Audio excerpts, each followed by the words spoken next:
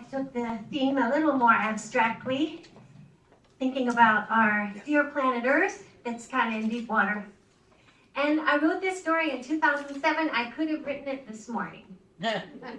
It's 2007, and I'm trying to keep my balance on a brand new two-wheeler with 21 speeds. I don't need 21 speeds. I just need one speed. But the man at the bike store told me that's how they make them now. Yet another example of progress. I have not been on a bike in over 30 years, and I'm trying to ride to the grocery store. Up ahead, my kid, who's 8 at this time, pumps the pedals of their bright pink bicycle. They stop at the corner, look both ways. Okay, Mom, they ask, looking to me for reassurance, trusting I can warn them of any hidden dangers. All clear, honey, I say, and together we cross the street. I smell pine. There's a slight breeze. It's a beautiful day in Burbank, California. Right now, for just this moment, I'll let myself believe we're saving the world by conserving fuel, by reducing our carbon footprints. I'll enjoy the ride. Whee, here we go. As they do the supermarket parking lot, past the Lincoln Navigators, the Chevy Suburbans, the Hummers, whose motors exhaust pipes spew CO2 that threatens to destroy us all. The lonely, empty bike rack beckons, endearing in its sad simplicity. I lock up the bikes, and we enter the store. I clutch my cloth shopping bag to my chest like a shield, as a blast of frigid air from the massive air conditioning system assaults us. Muzak flares, labels from thousands upon thousands of products trucked in, flown in from around the world, seem to scream, buy me, choose me, take me home. Not a single label mentions the energy consumed and toxic waste generated by the manufacturer, so much of a single disposable plastic spoon. A voice over the intercom commands, right now, at the customer service desk, get valuable coupons, 2 for 1, tuna fish. Tuna? My kid says, their eyes wide. See, I've told my kid that a can of tuna fish is still contaminated with mercury. One might as well eat a thermometer. And my kid says, oh, why would anyone eat tuna? I say, I don't know. Sweetheart, I just don't know. I take a deep breath and I slowly exhale the same invisible CO2 that coal-burning power plants pump out by the ton. The same gas that may alter this planet beyond recognition. Okay, I have to calm down. I have to shop. I need apples for my kids' school lunches. Organic apples, the conventional ones are covered with pesticides one can't wash off. The organic apples must be locally grown to save on jet and truck fuel, and they cannot be packaged in an innocuous-looking transparent plastic film that, thrown in a landfill, will poison groundwater for all eternity.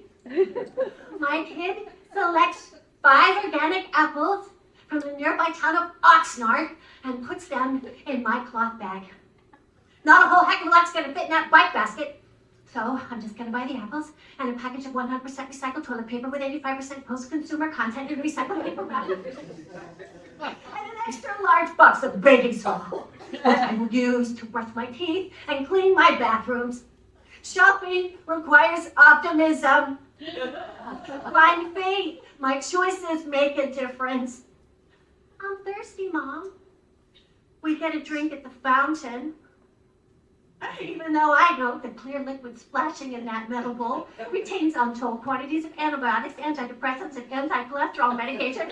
But at least it beats the water in a plastic bottle. I'm made of polyethylene terephthalate that reaches endocrine disruptors, which are wreaking havoc with our ability to reproduce as a species. I personally can no longer reproduce anyway, but I worry about my kid. I worry all the time about their future.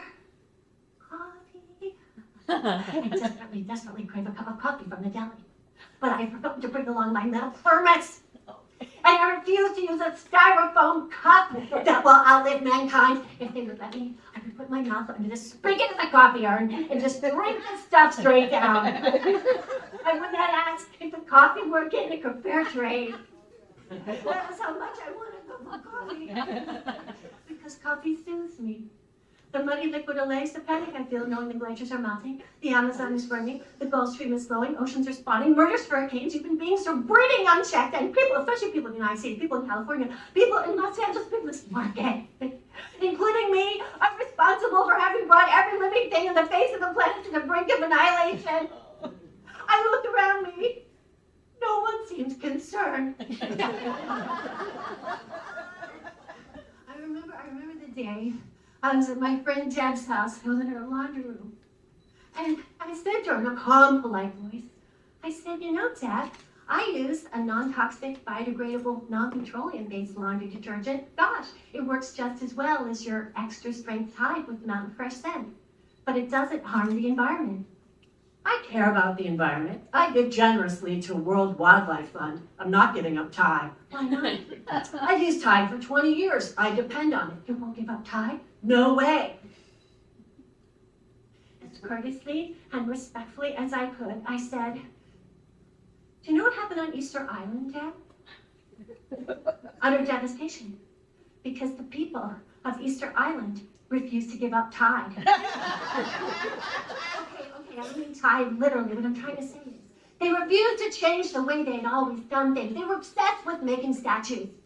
They devoted their lives, all the resources, to making the biggest stone statues they could. Who knows why? Who knows what insane individual came up with that as a raison d'etre? These people cut down every last tree on the island to make ropes and levers to transport and erect bigger and bigger statues, and reduced a tropical paradise to a barren wasteland. Food and water ran out. A handful of survivors resorted to cannibalism. Deb silently filled a plastic cup with Tide, poured it into her non-energy saving washing machine, and said, maybe you should see a therapist. on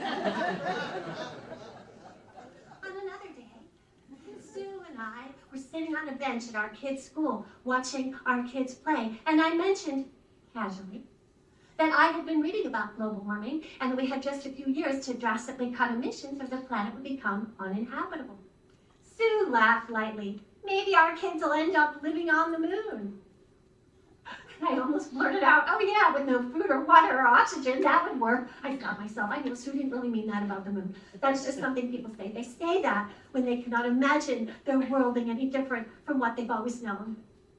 I can imagine a sky so black with soot and ash and forest fires raging out of control the day's night.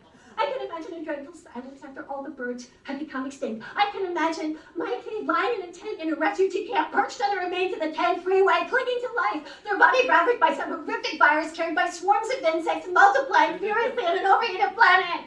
If I allow myself to dwell on these images, I'm not going to be able to shop.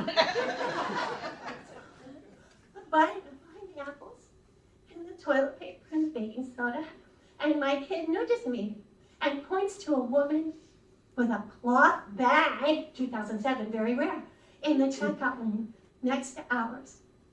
That woman is having the same trouble I am, trying to convince the checker she does not want a plastic or paper bag.